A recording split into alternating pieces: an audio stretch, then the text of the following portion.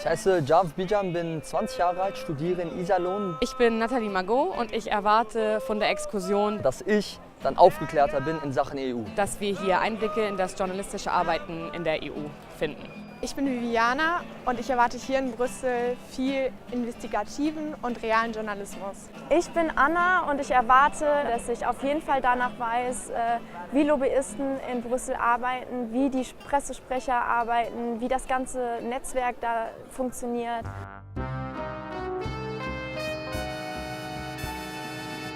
Anna, Viviana, Nathalie und Javid studieren Journalism and Business Communications an der University of Applied Sciences Europe.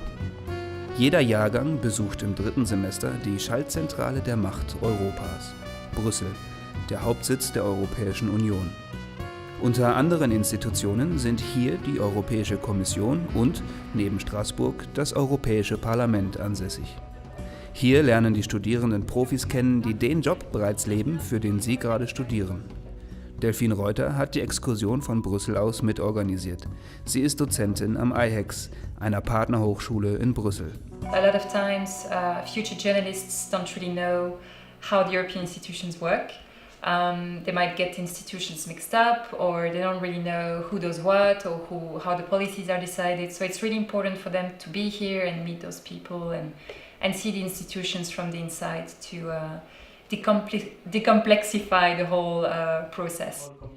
Das ist Konstantinos Panagopoulos. Er arbeitet für das Generaldirektorat Bildung, Jugend, Sport und Kultur bei der Europäischen Kommission und ist dort unter anderem für das Erasmus-Programm verantwortlich. Von ihm erfahren die Studierenden aus erster Hand, wie die Europäische Kommission aufgebaut ist.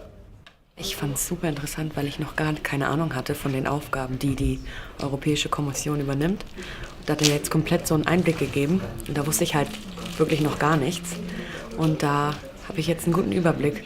Also ich fühle mich sicherer, wenn ich ein bisschen was über die ganzen Institutionen hier weiß und kann auch dementsprechend Fragen stellen, die dann nicht dumm klingen, weil ich dementsprechend das Hintergrundwissen habe. I think it's very important for not only for students but for every EU citizen to be aware of how the European Union is working, of how the decisions that affect our daily lives are taken. Im November 1993 trat der Maastrichter Vertrag in Kraft und rief damit die Europäische Union ins Leben. So erfüllte sich ein Prozess, der bereits in den 50er Jahren mit der Schaffung eines gemeinsamen europäischen Wirtschaftsraumes angestoßen wurde. 1979 wurde das erste Mal ein Europäisches Parlament gewählt. Bis dahin waren die Abgeordneten von den einzelnen Nationalparlamenten entsandt worden. 23 Präsidenten hatte das Europäische Parlament seit seiner Gründung bis heute und aktuell 751 Abgeordnete. Die Professorin Jasmin Schulten-Jaspers lehrt an der University of Applied Sciences Europe und hat in den vergangenen Jahren diese Exkursion schon häufiger betreut. Es ist tatsächlich eben was Besonderes, hier zu sein und das mal kennenzulernen.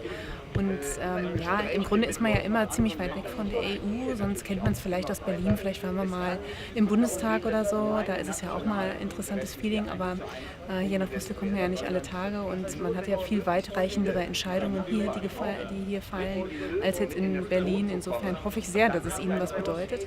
So rein von der Reaktion her, wenn Sie hier reinkommen, das war beim letzten Mal, als ich die Tour begleitet habe, genauso, sind alle mehr erstmal so, wow, wir sind in Plenarsaal. Also.